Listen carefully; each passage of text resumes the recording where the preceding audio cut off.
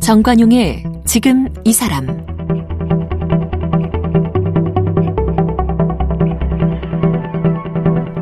여러분 안녕하십니까? 정관용입니다.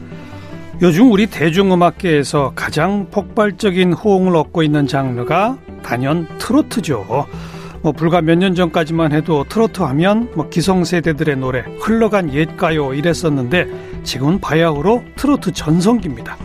기성 트로트 가수들은 이 자식벌 되는 트로트 아이돌들의 존경을 받고, 또 트로트 신세대들은 기성 가수들에게 응원을 받으면서 신구 트로트 가수들이 함께 성장하고 있는 그런 상황인데요. 자, 그래서 오늘은 우리나라 최초로 근대 가요를 연구해서 박사학위를 받은 대중음악 사학자 한 분 초대했습니다. 본인 스스로 트로트를 노래하는 그런 교수이기도 합니다. 단국대학교 자유교양대학의 장유정 교수 만나봅니다. 장유정 교수는 서울대학교 대학원 국어국문학과에서 논문 일제강점기 한국대중가요 연구, 유성기 음반 자료를 중심으로로 박사학위를 받았습니다. 평론 유재하론, 사랑 그 슬프고도 아름다운 이야기로 인천문화재단 주최 플랫폼 문화비평상 음악부문상을 수상했습니다. 2017년부터 강연과 라이브 공연을 결합한 렉처 콘서트를 진행하고 있습니다. 근대가요를 기록하고 기억하는 작업을 하며 2013년 장유정이 부르는 모던 조선, 1930년대 재즈송을, 2020년 경성야행의 정규음반도 발표했습니다. 대중음악과 관련해 25권의 책을 출간했고, 트로트 열풍 속에 트로트가 무엇냐고 물으신다면을 펴냈습니다.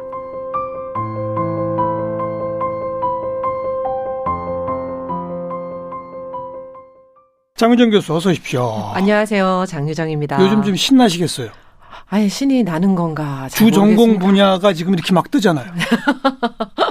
그렇죠. 네, 주 전공 분야가 뜨기는 하는데 글쎄 저한테 이렇게 피부로 실감되게 느껴지는 거는 그렇게 또 있지는 않아서요. 그래요? 예, 저는 빨리 제가 이제 팬인 몇몇 가수들도 좀 만나고 싶고 하는데 이제 그분들을 못 만나고 있어서 좀 아쉽더라고요. 누굴 만나고 싶으세요? 저 임영웅 씨 만나고 싶은데 만날 길이 없네요. 임영웅 같은 그 친구가 우리 장 교수님을 와서 아련해야 되는 거 아니에요? 그렇게 얘기하면은 임영웅 팬클럽에서 난리 납니다.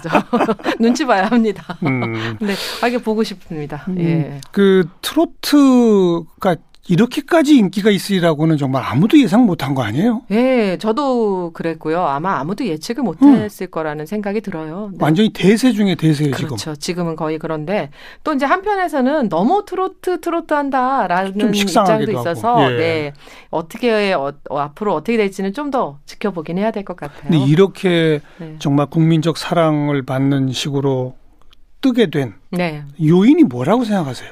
일단 작년 우리가 코로나, 지금도 마찬가지지만 코로나 때문에 굉장히 어려운 시기를 보냈잖아요. 근데 어디 나가지도 못하고 만날 수도 없고 거의 집콕 생활을 하다가 어느 날 TV를 봤는데 정말 그 사연은 구구절절하고 노래는 너무나 잘하고 이런 트로트 거의 군단이 등장을 한 거죠. 맞아요. 게다가 재미 요소인 오디션이라는 것을 또 하다 보니까 거기에서 완전히 사람들이, 그러니까 저를 포함해서 많은 사람들이 흠뻑 빠졌던 것이 아닐까. 그래서 어떻게 보면은 지금 감정 과잉의 시대를 살고 있다라고 볼 수 있는데 그러한 감정 과잉을 나 대신 웃어주기도 하고 울어주기도 하고 내 마음을 위로해주기도 하고 그런 부분들이 아마 이런 시대적인 것하고 이렇게 좀 맞아떨어졌다라는 생각이 좀 들더라고요. 처음에 얘기한 노래 실력도 물론 기본이지만 뭔가 구구절절이 스토리가 있는, 그쵸. 사연이 있는. 그게 아마 저는 핵심이라고 봐요. 그렇죠. 어떤 사람은 노래에 집중해라 그러는데 사실 트로트는 사연, 이야기가 굉장히 중요한 구실을 하거든요. 그 사연이 되게 중요한 역할을 하지 않았나 생각을 합니다. 자, 좀 본격적으로. 트로트라는 단어가 무슨 뜻이에요? 일단 트로트는요, 트롯. 그러니까 그 4분의 4박자 춤곡에서 나온 용어예요. 그러니까 이게 근데 갈래로 사용된 게 언제쯤인가 생각을 해보니까요. 1950년대 음반을 보면 네. 도로또, 룸바, 왈츠, 차차차 뭐 이렇게 노래 제목에 리듬명이 적혀 있었거든요.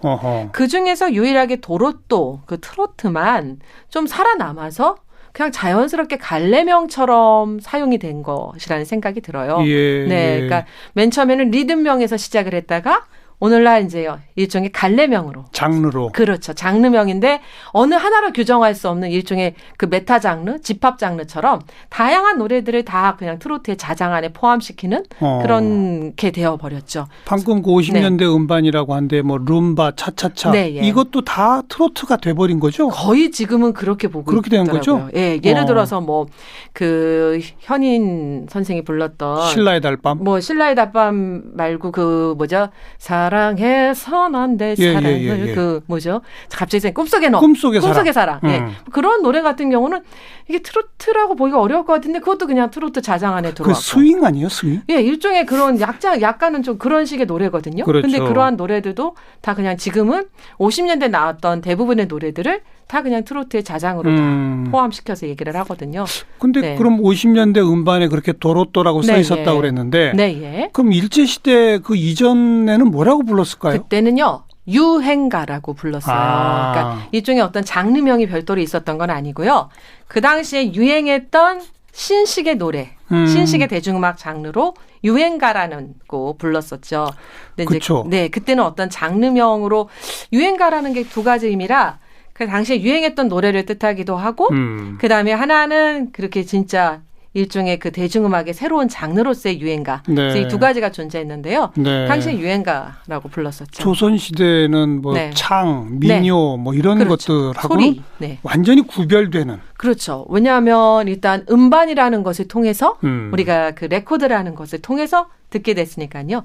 그전에는 우리가 레코드나 이런 것들이 없었잖아요. 없죠. 근데 이제 유성기라는 것이 생기면서 맥클루언이 말한 것처럼 장벽이 제거된 음악당이 생긴 거예요. 예전에 그 뭐 양반들은 풍류방에서 되게 뭐 기생들하고 본인들끼리 어떤 음악을 즐겨 들었고 또 어떤 서민들은 판소리처럼 멍석 깔아놓고 그러니까 소리가 크게 나가야 되니까 그 진성으로 내지를 수밖에 없었거든요. 그런데 이제 레코드라는 것이 등장을 하면서 레코드 보이스가 생겨요. 그래서 레코드에 듣기에 좋은 목소리 그런 사람들이 이제 가수로 활약하기 시작하죠. 서양 음악의 영향을 받아서 만들어졌다고 봐야 되겠죠? 그렇죠. 서양 음악이고 그 서양 음악 중에서도 특히 일본에서 새롭게 만들어졌던 서양 음악이 또 그게 우리나라에 들어와서는 오늘날 우리가 트로트라고 하는 즉 유행가가 출연을 하게 되는 거죠. 그래서 그 이 일본 엔카가 한국에 와서 트로트가 된 거 아니냐 뭐 이런 얘기들이 있었잖아요. 그렇죠. 근데 이제 문제는 뭐냐면요. 제가 궁금했어요. 아니 우리가 포크는 포크라고 하고 록은 록이라고 하는데 만약에 트로트가 엔카에서 왔다면 왜 엔카라고 안 부를까? 그러게요. 그게 저의 의문이었거든요. 근데 이제 2012년에 그 아시아 대중음악학회가 타이완에서 있었거든요. 그래서 타이완에 갔는데 데보라 샤문이라는 그 싱가포르 국립대학의 그 교수가 엔카에 대해서 발표를 하는 거예요. 너무 궁금하니까 이제 들었죠. 근데 요지가 뭐였냐면 엔카라는 말이 있었지만 오늘날처럼 우리가 알고 있는 장르명으로서의 엔카가 아니었고 그리고 엔카가 마치 전통의 음악인 것처럼 얘기하지만 전통의 요소를 담고 있었다고 하더라도 전통 음악은 아니다. 그렇죠. 그게 그 사람의 결론이었고요. 다만 당시에 당시 이제 일본에서도 율곡가 유행가라고 했거든요.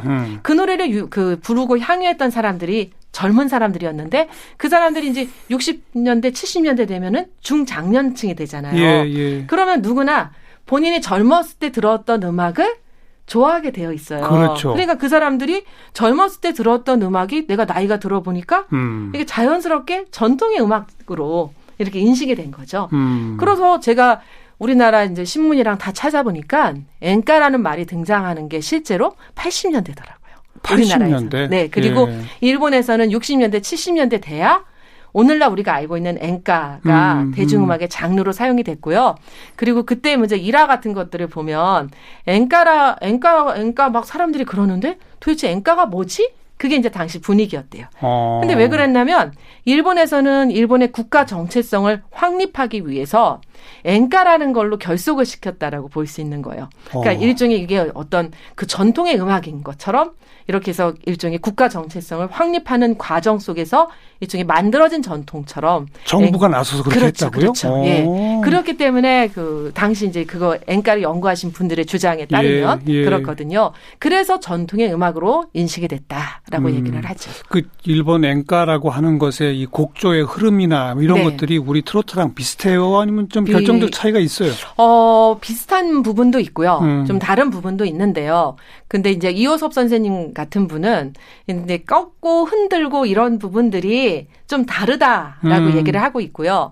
그리고 그 일제강점기 때 일본에서 소위 이제 당시에 육고가 유행가를 작곡하셨던 하토리 료이치라고 되게 유명한 작곡자가 있어요. 그 사람 말에 따르면 엔카는 일본 것도 아니고 한국 것도 아니고 트로트도 마찬가지다라고 하는 것이 그러니까 그게 이제 새롭게 만들어진 음악이기 때문에 그렇기도 하고요. 근데 들으면 어딘가 닮은 듯 다른 듯 이제 그런 거죠. 네. 그런데 일단 창법이나 그런 여러 가지 것들을 보면은 무조건 이제 같다라고 보기가 좀 어렵기도 하고 그리고 이제 보통 기존의 이 트로트를 비판하셨던 분들의 입장은 엔카와 음계가 비슷하다라는 것을 들어서 얘기를 했거든요. 네, 다섯 음계를 사용한다라는 거. 근데 이제 다섯 음계를 사용하는 것이 일본만 있는 것이 아니고 동양, 아시아의 대부분이 오음계를 사용을 했고요. 우리 전통 그렇죠. 우리 궁상각주. 그러니까요. 그것도 그것도 오음계잖아요. 마찬가지고요. 그리고 선율의 진행이 좀 다르다. 이제 그런 거 갖고도 얘기를 하지만 이제 저는 이제 그렇다면 대중음악에서 음계라는 것이 차지하는 비중이 얼마나 될까? 그게 절대적일 수 없거든요. 근데 이제 그것만 가지고 계속 비판을 하고 이야기를 했었는데 그럼 이제 음계라는 것도 이제는 5음계에서 7음계로 우리가 다양하게 사용을 하고 있고 그래서 음악적인 부분에서도 당시에 그 일본색이라고 비판했었던 것들에서 많이 탈각이 됐어요. 그러니까 이제 굳이 일본색 뭐 이런 뭐 엔카 이런 기원 사실 기원 따져가면은 우리 백제 미마지가 일본에 음악 전해줬거든요. 그러니까 막 그렇게 가야 돼요. 그렇죠, 그렇죠. 그리고 우리나라 그 향악도 그 이전 시기 당나라 음악이 들어와서 당악이 나중에 고려시대 향악이 돼요. 그러니까 모든 전통은 사실 외래의 것이 들어와서 우리 것하고 만나는 과정 속에서 그게 토착하에 성공해서 오랜 세월이 지나면 전통이 되는 거거든요. 그렇죠. 근데 그걸 가지고 계속 그 부분에만 계속 집중이 되어 있었던 거죠. 게다가 그 일제 시대에 뭐 전통적인 뭐 황성예턴이 뭐냐는 그런 그 트로트와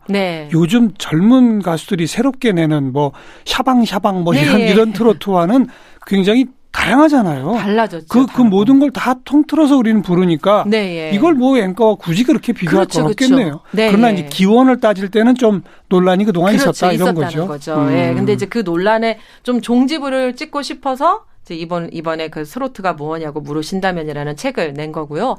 정말 사실은 이게 뭐 엔카에서 왔든 안 왔든 이제는 중요하진 않아요. 맞아요. 근데 다만 이제 학자적인 입장에서 여전히 그 부분을 그 문제 삼는 사람들이 있다 보니까 제가 2005년도에 그 논문을 통해서 트로트 논쟁을 막 논문으로 발표를 했을 당시만 하더라도 굉장히 욕을 비판을 많이 들었었거든요. 그래서 이게 참 아직도 되게 어렵구나. 근데 이제는 2021년이고 트로트가 거의 대세를 잡고 있는 이 상황 속에서 엔카에서 왔다 안 왔다 이게 뭐 중요하지 않을지라도 한 번 정도는 그래도 짚고 넘어가기 위해서 이 책을 썼죠. 혹시 우리나라 최초의 트로트 뭐 이런 게 있나요? 최초의 트로트라고 하면은 저는 일단 그게 일본에서 유행했던 대중음악에서 이렇게 왔잖아요. 그러니까 일본에서 새롭게 만들어졌던 유행가 번안곡에서 찾아야 된다라고 생각을 해요.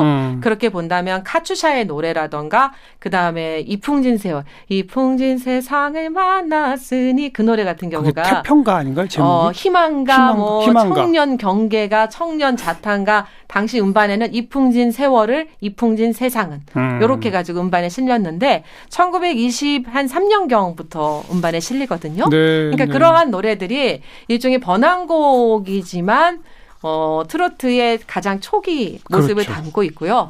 다만 재밌는 건 그 이풍진 세월의 다시 원곡은 When You Arrive at Home이라는 찬송가예요. 1888년에 프랭클린 스퀘어송에 실려 있는 것을 확인을 했어요. 일본에서 온 게 아니네요. 아니에요. 네. 그러니까 서양의 노래가 일본에 왔고 그 일본의 노래가 다시 우리나라에 왔고 와서 예, 그래서 다시 한글로 번안돼 가지고 네, 심지어 그 민요 창법으로 불러요. 그렇죠. 그렇죠. 그러니까 그렇게 그냥 들어오면서 토착화 그리고 들어오면서 변용, 들어오면서 혼종, 그러면서 자리를 잡았던 거죠. 1923년경에 네, 그게 이제 음반으로 확인되는 것으로는 처음이고요. 1916년에 악보로 그 카츄샤의 노래가 네, 그 일본에서 1915년에 그 새로운 신극으로서 연극을 했었고 그 노래가 되게 유행했었는데 연극에 삽입된 노래 맞아요. 그랬는데 그게 다시 1916년에 우리나라에서 다시 공연을 하면서 굉장한 인기를 얻었고 그 노래가 이제 어떻게 보면은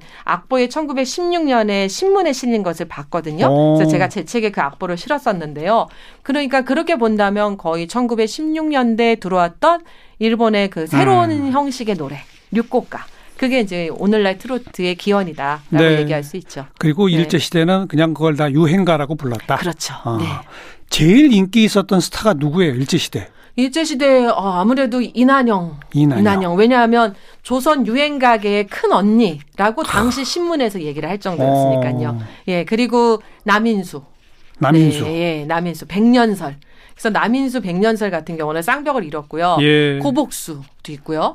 네, 장세정도 있고요. 박향림도 있고요. 이런 분들이 그 일제 강점기를 대표할 만한 그 유명한 가수들이죠. 최고 히트송을 꼽는다면? 최고 히트송이라면은 일단 목포의 눈물이 어마어마하게 인기를 얻었고요. 이난영의 목포의 눈물. 네, 그다음에 고복수 선생의 타양살이. 네, 타양살이 같은 노래는 이 노래가 단순히요. 그 시절에만 유행한 것이 아니라 60년대, 70년대 우리가 산업화를 거치면서 맞아요. 굉장히 고향을 떠나오고 그렇죠. 그런 사람들이 또 위로해 줬잖아요. 그러니까 그러한 분들뿐만이 아니라 제가 최근에 독립운동가요를 또 연구를 하고 있어요. 근데 독립운동가요를 연구해 보니까 저 만주부터 해서 독립운동을 했던 분들조차도 불렀던 노래예요. 그렇죠. 이 노래가. 네, 그래서 고향 떠난 사람은 다 부를 수 있는. 맞아요. 고향 떠난 사람들은 모두 다 그 노래를 들으면서 그 뭔가 가슴에 울림을 느낄 수 있는 그런 노래라고 할 수 있죠. 네.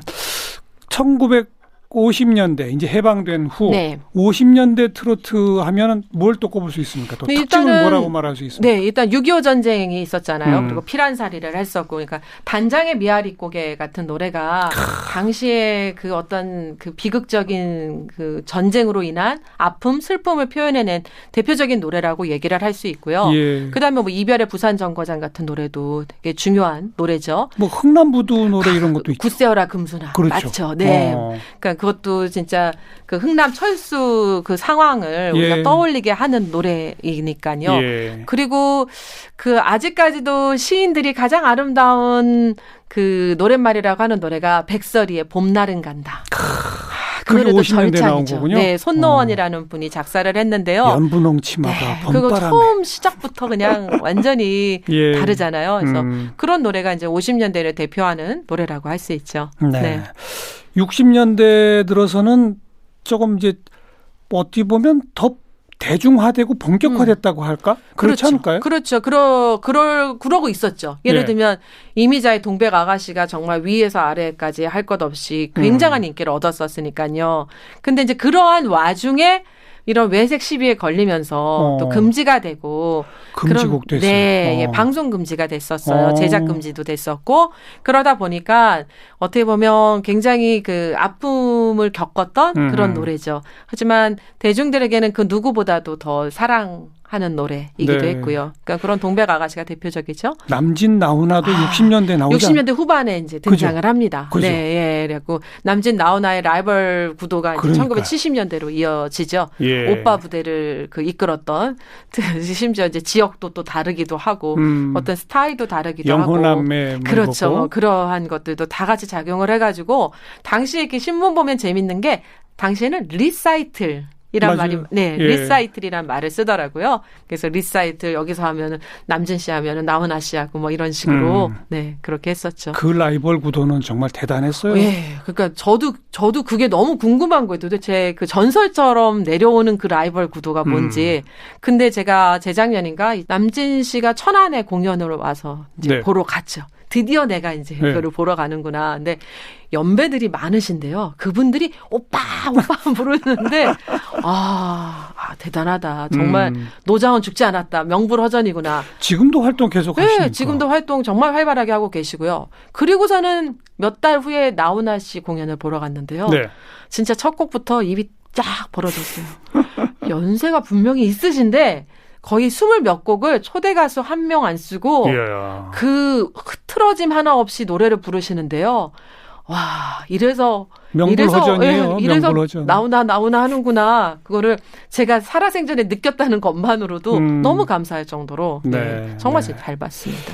네. 1970년대부터는 어떻게 보면 조금 트로트가 밀려난 시대 아닌가요? 그렇죠. 왜냐하면은 유신 정권 시대 하에서 일단 대중음악 자체가 약간 암흑기처럼 되어 버렸었는데요. 그런데도 트로트가 살아날 수 있었던 건 록 트로트. 그 최병걸, 윤수일, 채헌 이런 분들이 불렀던 트로트가 고고랑 트로트가 결합을 해가지고 일종의 록트로트처럼 록트로트라는 형식으로 해서 등장을 하거든요. 그룹 사운드 출신들이 예. 이제 트로트를 부르면서 그러한 노래들이 굉장한 또 인기를 얻었죠. 그래서 저 어렸을 때 기억나는 게 진정 난 몰랐었네. 그 최병걸의 네. 정말 난 몰랐었네라는 노래가 있는데요. 그런 노래도 트로트로 분류가 돼요? 트로트, 록 트로트라고 해가지고요. 당시에. 그래서 그게 일종의 약간 그 트로트 리듬하고 그러한 어떤 그 록하고 이렇게 결합한 형식으로 굉장한 많은 인기를 얻었고 저 어렸을 때 제가 한 5살 때, 6살 때 아마 그 노래가 나왔을 텐데 매일 그 노래 불렀던 기억이 나요. 정말 빅히트곡이었죠. 예.